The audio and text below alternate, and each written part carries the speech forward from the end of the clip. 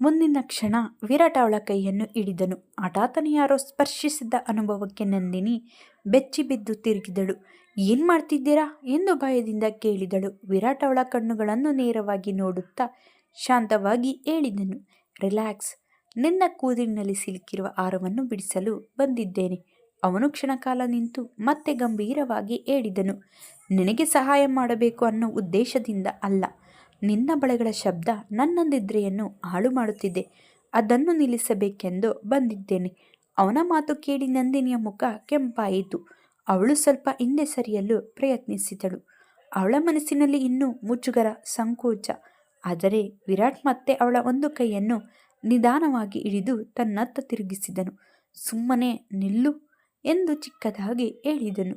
ಅವನ ಇನ್ನೊಂದು ಕೈ ನಂದಿನಿಯ ದಟ್ಟ ಕೂದಲಿನೊಳಗೆ ಮೆಲ್ಲಗೆ ಸಾಗಿತ್ತು. ಕಪ್ಪು ರೇಷ್ಮೆಯಂತಿದ್ದ ಅವಳ ಕೂದಲು ಅವನ ಬೆರಳುಗಳ ನಡುವೆ ಜಾರಿತು. ಅವನು ಜಾಗರೂಕತೆಯಿಂದ ಸಿಕ್ಕಿಕೊಂಡಿದ್ದ ಕೊಕ್ಕೆಯನ್ನು ಹುಡುಕಿದನು. ಕೆಲವೇ ಕ್ಷಣಗಳಲ್ಲಿ ಕೊಕ್ಕೆ ಬಿಡಿಸಿಕೊಂಡಿತ್ತು. ಅವನು ಹಾರವನ್ನು ತೆಗೆದು ನಂದಿನಿಯ ಕೈಯಲ್ಲಿ ಇಟ್ಟನು. ಆಯ್ತು ಎಂದು ಹೇಳಿದ ತಕ್ಷಣ ಹಿಂದೆ ಸರಿದನು. ನಂದಿನಿ ಮೌನವಾಗಿ ಅವನನ್ನೇ ನೋಡುತ್ತಿದ್ದಳು. ವಿರಾಟ್ ಮತ್ತೆ ಹಾಸಿಗೆ ಕಡೆ ತಿರುಗುತ್ತಾ ಹೇಳಿದನು, ಮದುವೆ ಮುಗಿದಿದೆ. ಇನ್ನು ಇಷ್ಟೊಂದು ಅಲಂಕಾರ ಅಗತ್ಯವಿಲ್ಲ. ನನ್ನ ದೃಷ್ಟಿ ಅವಳ ಬಳೆಗಳ ಮೇಲೆ ಬಿತ್ತು. ಈ ಬಳೆಗಳನ್ನು ಕೂಡ ಈಗಲೇ ತೆಗೆದುಹಾಕು.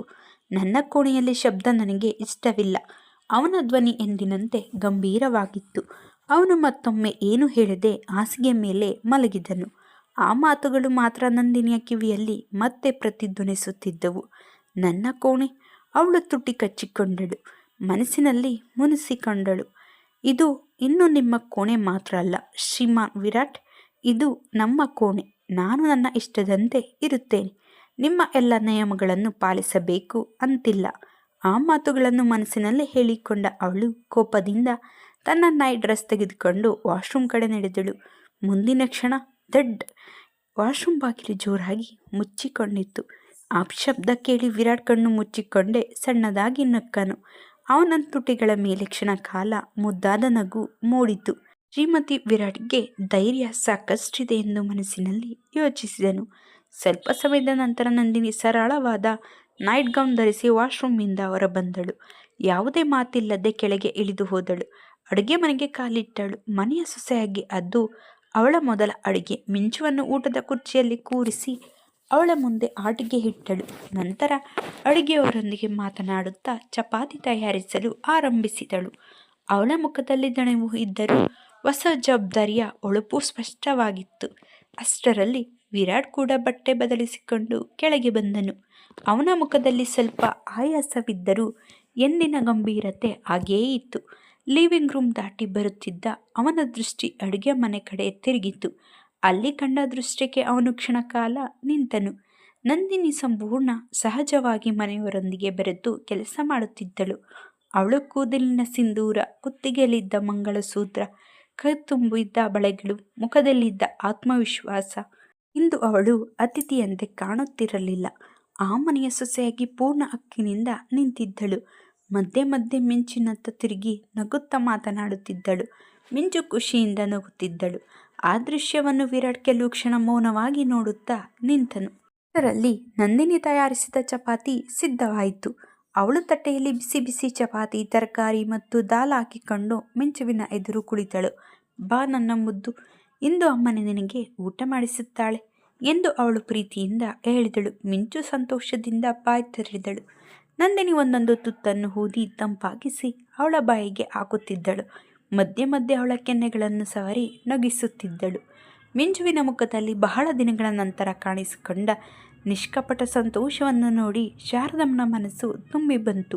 ವಿರಾಟ್ ಕೂಡ ಆ ದೃಶ್ಯವನ್ನು ಮೌನವಾಗಿ ಗಮನಿಸುತ್ತಿದ್ದನು. ಇದುವರೆಗೆ ಮಿಂಚುಗೆ ಊಟ ಮಾಡಿಸುವುದು ಎಷ್ಟು ಕಷ್ಟವೆಂಬುದು ಅವನಿಗೆ ಗೊತ್ತಿತ್ತು. ಆದರೆ ಇಂದು ಮಾತ್ರ ಮಿಂಚು ಯಾವುದೇ ಹಠ ಮಾಡದೆ, ಯಾವುದೇ ಅಳು ಇಲ್ಲದೆ ನಂದಿನಿಯ ಕೈಯಿಂದ ಸಂಪೂರ್ಣ ಊಟವನ್ನು ಖುಷಿಯಿಂದ ತಿನ್ನುತ್ತಿದ್ದಳು. ಆ ದೃಶ್ಯ ವಿರಾಟ್ ಮನಸ್ಸಿಗೆ ಒಂದು ವಿಚಿತ್ರ ನೆಮ್ಮದಿ ನೀಡಿತು. ಊಟ ಮುಗಿದ ನಂತರ ನಂದಿನಿ ಮಿಂಚುವಿನ ಬಾಯಿಯನ್ನು ಟವಲ್ನಿಂದ ಒರೆಸಿ ಅವಳ ಹಣೆಗೆ ಪ್ರೀತಿಯಿಂದ ಮುತ್ತಿಟ್ಟಳು. ನಂತರ ಮತ್ತೊಂದು ತಟ್ಟೆಯಲ್ಲಿ ಊಟ ಹಾಕಿ ವಿರಾಟ್ ಎದುರಿಗೆ ಇಟ್ಟಳು. ಊಟ ಮಾಡಿ ಎಂದು ನಿಧಾನವಾಗಿ ಹೇಳಿದಳು. ವಿರಾಟ್ ಅವಳನ್ನು ಕ್ಷಣಕಾಲ ನೋಡಿದನು. ಏನೂ ಮಾತನಾಡದೆ ಕುಳಿತು ಊಟ ಮಾಡಲು ಆರಂಭಿಸಿದನು. ಅದೇ ಸಮಯದಲ್ಲಿ ಫೋನ್ ರಿಂಗ್ ಆಯಿತು.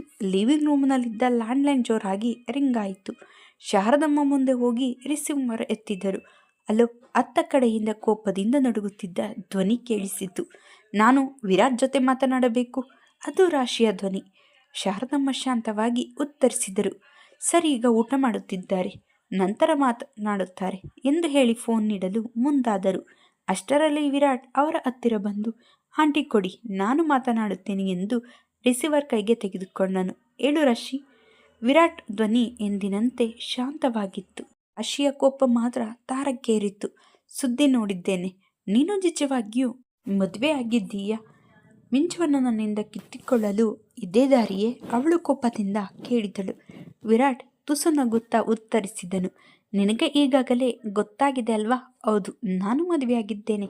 ಆ ಸಮಾಧಾನವೇ ರಾಶಿಯ ಕೋಪವನ್ನು ಇನ್ನಷ್ಟು ಹೆಚ್ಚಿಸಿತು. ವಿರಾಟ್, ಈಗ ಮದುವೆಯಾಗಿ ನೀನು ಗೆದ್ದೆ ಅಂತ ಅಂದುಕೊಳ್ಳಬೇಡ. ಮಿಂಚುವ ಕಸ್ಟಡಿಯನ್ನು ನಾನು ಖಂಡಿತ ಪಡೆಯುತ್ತೇನೆ. ವಿರಾಟ್ ಒಂದು ಕ್ಷಣ ಮೌನವಾಗಿದ್ದನು. ನಂತರ ತುಂಬ ಶಾಂತವಾಗಿ ಹೇಳಿದನು, ಅದೇ ನಿನ್ನ ಮತ್ತು ನನ್ನ ನಡುವಿನ ವ್ಯತ್ಯಾಸ ರಾಶಿ. ನನಗೆ ಮಿಂಚು ಒಂದು ಗೆಲ್ಲಬೇಕಾದ ಟ್ರೋಫಿ, ಆದರೆ ನನಗೆ ಅವಳು ಒಂದು ಪುಟ್ಟ ಮಗು. ನಾನು ಅವಳನ್ನು ಗೆಲ್ಲಲು ಬಯಸುವುದಿಲ್ಲ. ಅವಳ ಜೀವನ ಸಂತೋಷವಾಗಿರಬೇಕು ಅನ್ನೋದಷ್ಟೇ ನನ್ನ ಆಸೆ. ನೀನು ಎಷ್ಟು ಪ್ರಯತ್ನವಾದರೂ ಮಾಡು, ಆದರೆ ಈಗ ತುಂಬ ತಡವಾಗಿದೆ. ನಿನ್ನ ಎಲ್ಲ ಪ್ರಯತ್ನಗಳು ವ್ಯರ್ಥವಾಗುತ್ತವೆ. ಅವನ ಧ್ವನಿ ಕೋಪದಿಂದಲ್ಲ, ಆತ್ಮವಿಶ್ವಾಸದಿಂದ ತುಂಬಿತ್ತು. ಅದನ್ನು ಕೇಳಿದ ರಾಶಿ ಇನ್ನೇನು ಹೇಳಲು ಮುಂದಾದಳು. ಆದರೆ ವಿರಾಟ್ ಯಾವುದೇ ಉತ್ತರಕ್ಕಾಗಿ ಕಾಯದೆ ಕರೆ ಕಡಿತಗೊಳಿಸಿದನು. ರಿಸೀವರ್ ಅನ್ನು ನಿಧಾನವಾಗಿ ಜಾಗದಲ್ಲಿ ಇಟ್ಟು ತಿರುಗಿದನು. ಅವನ ಎದುರಲ್ಲೇ ನಂದಿನಿ ನಿಂತಿದ್ದಳು. ಅವಳು ವಿರಾಟ್ನತ್ತ ನೋಡುತ್ತಿದ್ದಳು. ಅವಳ ಕಣ್ಣುಗಳಲ್ಲಿ ಹೊಸ ಗೌರವವಿತ್ತು. ಇಲ್ಲಿಯವರೆಗೆ ಅವಳು ವಿರಾಟ್ನ ಕೇವಲ ಕೋಪಿಷ್ಟ, ಗಂಭೀರ ವ್ಯಕ್ತಿ ಎಂದುಕೊಂಡಿದ್ದಳು. ಆದರೆ ಇದೀಗ ಅವನ ಮಾತುಗಳು ಕೇಳಿದ ಮೇಲೆ ಅವಳ ಮನಸ್ಸು ಬದಲಾಗತೊಡಗಿತ್ತು. ಒಂದು ಕಡೆ ರಾಶಿಗೆ ಮಿಂಚು ಕೇವಲ ಕಸ್ಟಡಿ, ಆದರೆ ವಿರಾಟ್ಗೆ ಅವಳು ಬದುಕು. ಅವಳ ಸಂತೋಷಕ್ಕಾಗಿ ಇಷ್ಟೆಲ್ಲ ಮಾಡುತ್ತಿದ್ದಾನಲ್ಲ ಎಂದು ಮನಸ್ಸಿನಲ್ಲೇ ಯೋಚಿಸಿದಳು. ಆ ಯೋಚನೆ ಅವಳ ಮನಸ್ಸಿನಲ್ಲಿ ವಿರಾಟ್ ಬಗ್ಗೆ ಹೊಸ ಗೌರವವನ್ನು ಮೂಡಿಸಿತು. ವಿರಾಟ್ ಮಾತ್ರ ಏನೂ ಮಾತನಾಡಲಿಲ್ಲ. ಮೌನವಾಗಿ ಮೇಲಿನ ಮಡೆಯಲ್ಲಿದ್ದ ತನ್ನ ಕೋಣೆ ನಡೆದನು. ನಂದಿನಿ ಮಿಂಚುವನ್ನು ಎತ್ತಿಕೊಂಡು ಅವಳ ಹಿಂದೆ ನಿಧಾನವಾಗಿ ನಡೆದಳು. ಮಿಂಚುವನ್ನು ಮಲಗಿಸಿ ನಂತರ ನಿಧಾನವಾಗಿ ಹಾಸಿಗೆಯತ್ತ ನೋಡಿದಳು. ತನ್ನ ಮೊದಲ ದಿನ ನೆನಪಾಯಿತು. ಅದೇ ಹಾಸಿಗೆ ಮೇಲೆ ತಪ್ಪಾಗಿ ಮಲಗಿದ್ದಾಗ ವಿರಾಟ್ ಎಷ್ಟು ಕೋಪಗೊಂಡಿದ್ದನೆಂಬುದು ಅವಳಿಗೆ ನೆನಪಾಯಿತು. ಇಂದು ಅದೇ ಹಾಸಿಗೆಯನ್ನು ಅವನೊಂದಿಗೆ ಹಂಚಿಕೊಳ್ಳಬೇಕಾಗಿತ್ತು. ಮನಸ್ಸಿನಲ್ಲಿ ಸಾವಿರ ಪ್ರಶ್ನೆಗಳೊಂದಿಗೆ ಅವಳು ಕೋಣೆಯೊಳಗೆ ಬಂದಳು. ವಿರಾಟ್ ಆಗಲೇ ಗಾಢ ನಿದ್ರೆಯಲ್ಲಿದ್ದನು. ಆದರೆ ಇಡೀ ಹಾಸಿಗೆಯನ್ನು ತನ್ನದಾಗಿಸಿಕೊಂಡು ಮಲಗಿದ್ದನು. ಅವನ ಕೈಗಳು, ಕಾಲುಗಳು ಎಲ್ಲವೂ ಹರಡಿಕೊಂಡಿದ್ದವು. ನಂದಿನಿ ಆಶ್ಚರ್ಯದಿಂದ ಅವನತ್ತ ನೋಡಿದಳು. ಬಹಳ ಚೆನ್ನಾಗಿದೆ. ಈಗ ನಾನು ಎಲ್ಲಿ ಮಲಗಲಿ ಎಂದು ಮನಸ್ಸಿನಲ್ಲಿ ಗೊಣಗಿದಳು. ಕೋಣೆಯ ಮೂಲೆಯಲ್ಲಿದ್ದ ಸಣ್ಣ ಸೋಫಾವನ್ನು ನೋಡಿದಳು. ಇಂದು ಇದೇ ನನ್ನ ಹಾಸಿಗೆ ಎಂದು ಹೇಳಿಕೊಂಡು ಸೋಫಾದ ಮೇಲೆ ಮಲಗಿದಳು. ಆದರೆ ಅದು ತುಂಬ ಕಿರಿದಾಗಿತ್ತು. ಎಷ್ಟು ತಿರುಗಿದರೂ ಆರಾಮಾಗುತ್ತಿರಲಿಲ್ಲ. ಪ್ರತಿ ಬಾರಿ ಅವಳು ಚಲಿಸಿದಾಗ ಅವಳ ಬಳೆಗಳು ಮತ್ತೆ ಜನಜನನೆ ಮೊಳಗುತ್ತಿದ್ದವು. ಆ ಶಬ್ದದಿಂದ ವಿರಾಟ್ ನಿದ್ರೆ ಮತ್ತೆ ಭಂಗವಾಯಿತು. ಮೊದಲು ಅವನು ಸಹಿಸಿಕೊಂಡನು, ಆದರೆ ಬಳೆಗಳ ಶಬ್ದ ನಿಲ್ಲಲಿಲ್ಲ. ಕೊನೆಗೆ ಅವನು ಕಿರಿಕಿರಿಯಿಂದ ಎದ್ದು ಲೈಟನ್ನು ಆನ್ ಮಾಡಿದನು. ಅವನ ಎದುರು ಸಣ್ಣ ಸೋಫಾದ ಮೇಲೆ ಮಗುವಂತೆ ಸುಳಿಯಾಗಿ ಮಲಗಿದ್ದ ನಂದಿನಿ ಕಾಣಿಸಿಕೊಂಡಳು. ತಲೆಯ ಕೆಳಗೆ ಎರಡು ಕೈಗಳನ್ನು ಇಟ್ಟುಕೊಂಡಿದ್ದಳು. ಚಳಿಯಿಂದ ಕುಗ್ಗಿದ ಮಗುವಿನಂತೆ ಕಾಲುಗಳನ್ನು ಮಡಚಿಕೊಂಡಿದ್ದಳು.